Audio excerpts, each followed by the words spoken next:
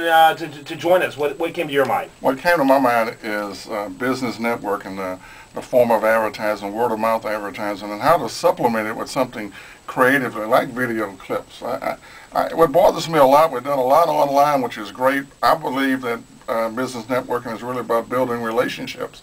And so they actually have a video clip, a 30-second clip that you're talking about, Robbie, or even a 2-minute clip talking about what you do, or a little portion of, I do training seminars in business networking. It'd be great to see me, and I think you develop sort of a better relationship if you can see the person that you're doing business with online. So I kind of like that idea of creatively putting things in there, and your web page and with video clips and things like that. Absolutely. You know, Ken, several times that I've went to a meeting and someone said, you know, I feel like I already know you because you were on your website talking to me. You know, and so it does, it creates that personal. Now, Ken, just like you, I believe you can never get rid of that. You have to go out and meet and greet, and so you have to. But the video does add that personal element onto something that's cold, like the web. I mean, and that's what it's all about right now. We're trying to make the web a warm place, you know.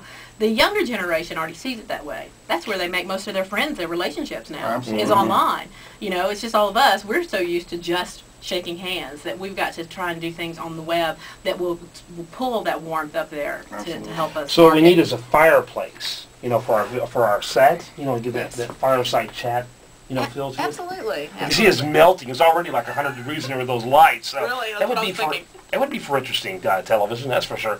Yeah, absolutely. I think what Ken does is, of course, he brings the foundation for all marketing and all networking with the idea of fearless networking. That's really the foundation of anyone's advertising and that type of thing.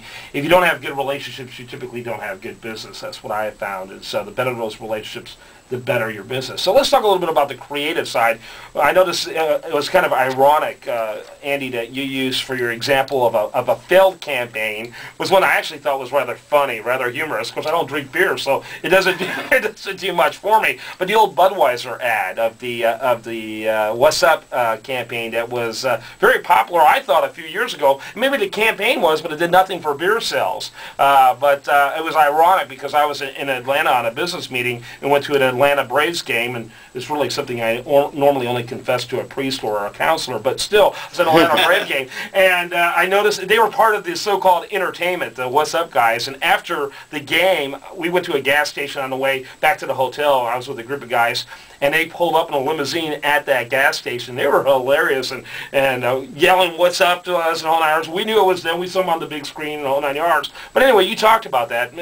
Go into a little detail. And by the way, a copy of one of their commercials that I thought was hilarious is there at your website, the marketingvortex.com. So I encourage people to check it out, even though, again, it didn't do much for sales. It's fun to watch. Go ahead. Right. What's up? Yeah, what's up? The website is themarketingvortex.com. In the book, The End of Advertising as We Know It was written by Sergio Zyman. He was the former chief marketing officer for Coca-Cola, the #1 brand in the world. But basically, he cited the difference between marketing and advertising. And basically, an advertising campaign can be very creative, and it can win all kinds of awards, which that commercial did in 2000. In fact, it won the Grand Prix Cannes Lions in 2000, the 2000 Grand Clio, the Grand Award for Best Commercial in New York. And coincidentally, what happened with Budweiser is their sales dropped 1.5 to 2.5% during that same year. Their barrel percentage of sales went down 8.3%. Since 1994, that was the biggest drop in sales they've had ever.